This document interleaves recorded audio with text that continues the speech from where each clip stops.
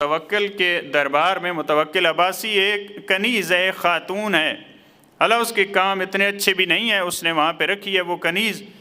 تو ایک اس کا کوئی ایسا کام تھا یا اللہ کوئی پروگرام تھا ان کا، دیکھا کہ اس میں کنیز حاضر نہیں ہے۔ اس نے طلب کیا تو کہا کہ نہیں ہے۔ چند دن بعد وہ کنیز جب حاضر ہوئی تو اس نے پوچھا کہ تم غائب تھی، کہاں پہ تھی؟ ہم نے بلایا تو اب حاضر نہیں ہوئی۔ تو اس نے کہا میں حج پہ تھی، شعبان کے مہینے میں۔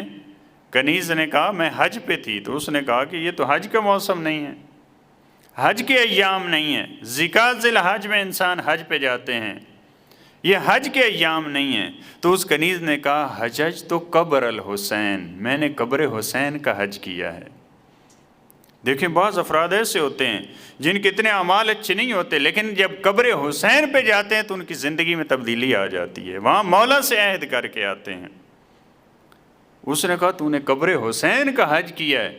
کہا کہ بعض مورخین نے لکھا ہے پہلی مرتبہ متوکل نے جب حکم دیا قبر سید الشہداء کو شہید کیا جائے، گرایا جائے، یہ واقعہ سن کر اس نے دیکھا جب اس جیسے فاسد افراد، ایسے گناہگار افراد کی قبر حسین زیارت کر رہی ہے، لہٰذا میں قبر کے نشان مٹانا چاہتا ہوں۔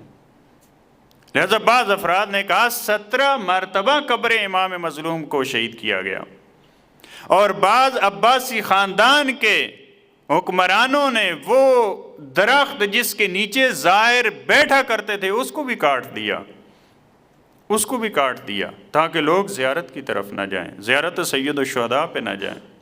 لیکن جتنا وہ کوششیں کرتے رہے، جتنا انہوں نے روکنے کی کوشش کی، آج آپ دیکھیں کیا وہاں کی حالت ہے۔